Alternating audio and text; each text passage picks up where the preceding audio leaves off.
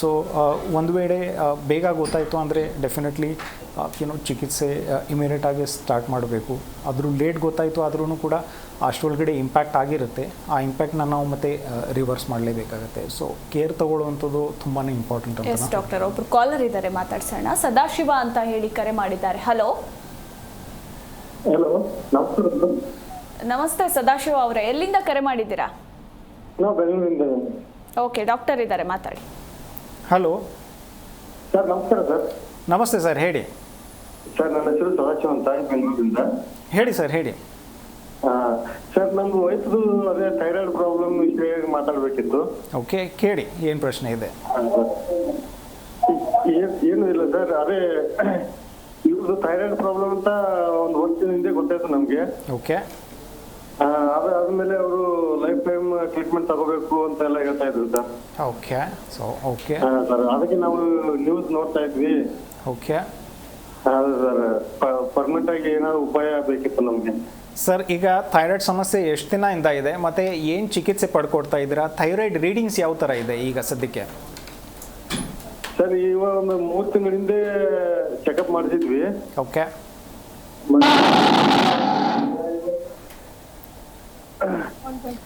ಹೇಳಿ. ಟಿವಿ ನೋಡ್ಕೊಂಡು ಮಾತಾಡ್ತಿದ್ರೆ ದಯವಿಟ್ಟು ವಾಲ್ಯೂಮ್ ಮ್ಯೂಟ್ ಮಾಡಿ ಮಾತಾಡಿ. ಇಲ್ಲ ಮೇಡಮ್, ವಾಲ್ಯೂಮ್ ಮ್ಯೂಟ್ ಇದೆ. ಓಕೆ, ಮಾತಾಡಿ. ಥೈರಾಯ್ಡ್ ನಾರ್ಮ್ ಅಂತ ಟ್ಯಾಬ್ಲೆಟ್ ಕೊಟ್ಟಿದ್ದಾರೆ ಸರ್. ಓಕೆ. 125 mg ಡೈಲಿ ತಿನ್ನಕ್ಕೆ ಹೇಳಿದ್ದಾರೆ. ಓಕೆ.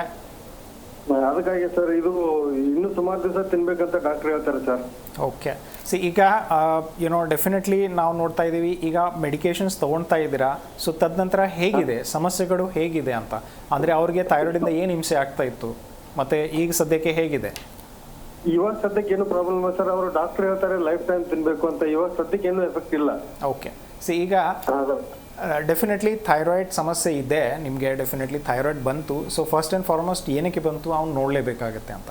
ಸೊ ಇದು ಥೈರಾಯ್ಡ್ ಲೆವೆಲ್ಸ್ ನೀವು ಹೇಳ್ತಾ ಇದ್ರಿ, ಆಲ್ಮೋಸ್ಟ್ 125 mg ಮೆಡಿಕೇಷನ್ಸ್ ಕೊಟ್ಟಿರುವಂಥದ್ದು. ಸೊ ಥೈರಾಯ್ಡ್ ಒಳಗಡೆ ಏನದು ಒತ್ತಡ ಇದೆಯಾ ಇಲ್ವೋ ಅದು ನೋಡಲೇಬೇಕಾಗುತ್ತೆ. ಸೊ ನಾವು ಆ್ಯಂಟಿ-TPO ಆ್ಯಂಟಿಬಾಡೀಸ್ ನಾವು ಒಂದು ಟೆಸ್ಟ್ ಹೇಳ್ತೀವಿ ಅಂತ.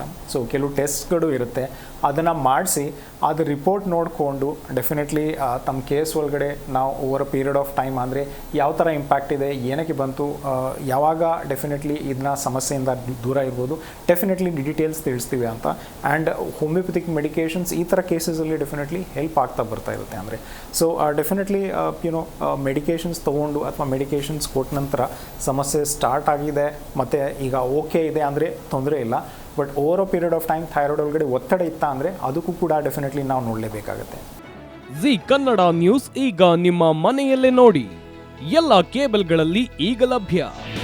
ನಿಮ್ಮ ನೆಚ್ಚಿನ ಜಿ ಕನ್ನಡ ನ್ಯೂಸ್ ಈಗ ಸನ್ ಡೈರೆಕ್ಟ್ ನಲ್ಲಿ number 292, Tata play number 1664, Jio TV number 1334, NXT digital number 30, in cable number 30, city networks 51, U digital number 162, GTPL number 17, Rockline telecommunications number 42, Shri Basaveshwara cable number 168, rural cable network 60, Vinayaka digital 57, Abhishek cable 821, city channel 53, Siddeshwara cable network 57, V4 digital Infotech 628, Surya digital networks 53, Gajanan digital number 836, Malnad Infotech private limited number